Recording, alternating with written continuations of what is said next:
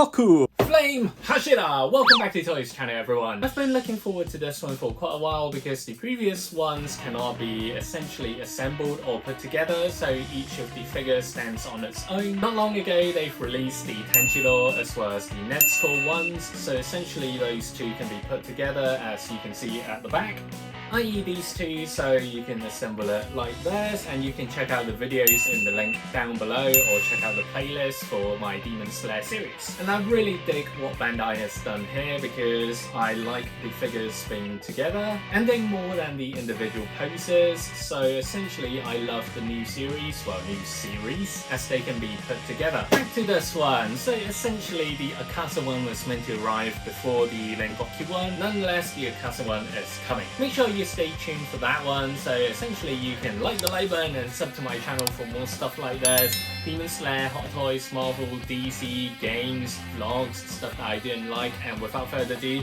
let's get this bad boy open. Yeah, as you can see, the box is quite different to the conventional ones because it is elongated here and essentially is a bit flatter and longer. The front is more or less the same, as you can see with the logo at the top left hand corner. Flame Hashira, Rengoku Kyojiro. You can see a bit of the figure here already with him being blinded by Akasa in the final fight in the Mugen Train arc. And of course, we've got the bigger illustration here for the figure itself. Side, we have got the usual figure preview. As you can see, Rengoku's doing his move with the flames kind of moving backwards because he's having this forward motion. And on the back, we can see him with Akasa here being put together. So this is something I'm looking forward to as well because essentially I want the pair because it looks very cool together. The other side, as usual, not a lot going on here, just a small window where you can see the side of the figure with the golden bits here and there, reflective of course as usual. And what differs on this box is that at the bottom you get this enlarged version of the figure photo and it looks very, very cool. Without further ado, let's open it.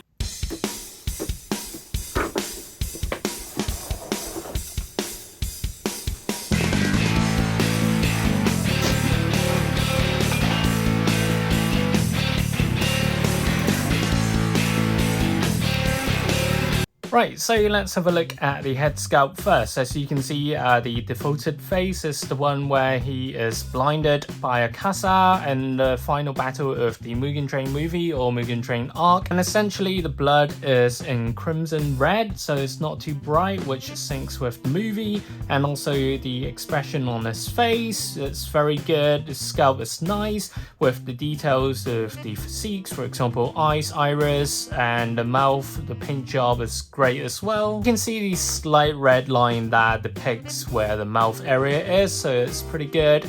And the printing of the physiques, like the brows, the closed eyes, is very good as well. In terms of the hair, some coloring overboard here and there, but very minute. For example, here and here, some of these smaller areas where it integrates with the yellow area. And of course, the motion of the hair is very good as well. You can see it swirling to the right hand side because he's about to jump towards the left, so everything will swirl towards the right, of course. This applies to the back chunk of the hair as well, as you can see here on the side. And unfortunately, this one, the gap is a bit big between the ears and the yellow hair at the back because of the fact that you can change the face around, so it's a bit loose, but the gap is just a bit too big. Let me take this off while I'm talking about it. So essentially you can see it here. So here we've got the two different head sculpts. Essentially they're the same apart from the right hand side.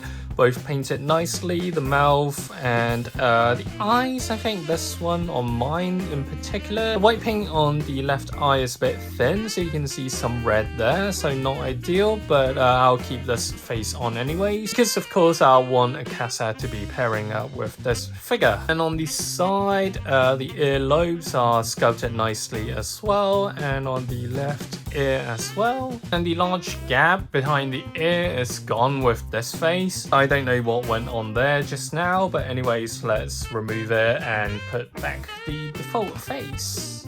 It is a bit better now, but still visible. Moving on, we've got more of the hair. Some of the yellow parts actually got this red hue, which is not ideal because I just want it to be plain yellow. Either plain yellow or plain red, because at the moment I can see a slight tint of red around the front and at the top area where the yellow part is. And at the back you can see the bun that he has, and also some of the rougher edges with the red hair, as you can see quite visibly, similar to the ones that we have seen just now at the sides of the hair. And next, let's go through the cape. It is quite nice, but if you look at it up close, there are some scuffs here and there, including these kind of miscellaneous marks. Not sure if that's visible on the camera, but there are some scuffs here and there. And also there are miscellaneous marks here. Don't know if it's dirt or something else. For the flamey effect, it is rough as usual. Kind of outrageous to see this one being a flame. Back here we can see some more scuffs as well. Overall, if you look at it from afar, it's okay, but as always up close you find flaws here and there. And on mine, I think this is a cut, as you can see clearly. I don't know whether I can peel it off, whether it's just excess glue or I think it is a cut here. In terms of the cape scalp, I like what they've done here in terms of accurately portraying that flame motion, so everything is heading towards the right hand side, which syncs with the hair as well, which is pretty neat. Also the inner side of the cape, it's okay, some rubber edges as well for the red, as you can see here, and it's more apparent because this side is white. Moving on towards his inner outfit, so you get this hint of brown being spray painted on the arms, chest, and the other arm, as well as the thigh area here. Also we have got this sword sheath here at the back, which is sculpted nicely as well. Back here to the sword, we can see clearly of the kanji, and it's sculpted nicely as well in terms of the overall sword shape. What's printed here in terms of the red is quite nice and finely printed as well. You don't get the rough edges as you would see on the cape, so if they can manage to get it on so finely, so precisely on this smaller piece on the sword, why can't they do it on the cape? The hands and fingers are sculpted nicely as well, as you can see here, with the thumb as well as the other fingers wrapping around the sword handle, and also moving back here. The belt being painted nicely, you can see the belt buckle in silver as well as the holes. And moving down, we've got the flame gaiters as well as the sandals, all painted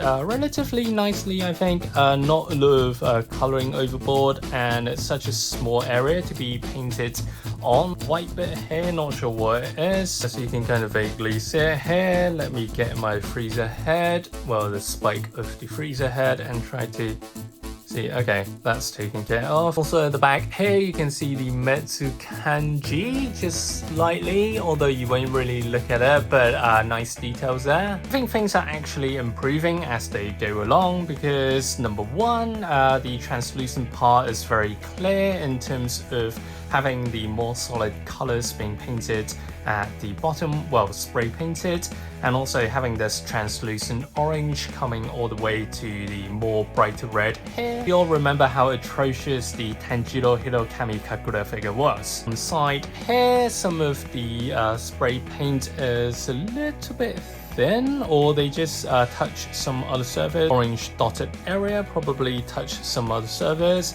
but you can see the translucent effects being from the yellow on the left hand side, slowly decaying to the transparent orange here. And with these bolder black lines they've introduced in the previous Tanjiro as well as Nezuko figures, fortunately there aren't too much, so it's quite good in terms of balancing things out. You don't get an overwhelming wave of black bold lines here and there. With the scalp of the flame, is nice as well, as you can see it's very natural, and you get some on the sides here, and also with the flamey motion you get these bigger flames here at the back, complemented with these miscellaneous ones that are coming out just for the subsidiary effects. Top down you can see this running motion, so the flame is essentially moving backwards, and you can tell already, not just by the top part of the posture of Rengoku, but also by the legs as well as he's running along. So it's pretty cool, and also on this left-hand side as well. Some crappy marks here. I think they just didn't let it dry properly and it just touched some of the surface, so there are some dirts in there being stuck on. You can also see some of the spray painted markings here with the dots here and there dispersed out.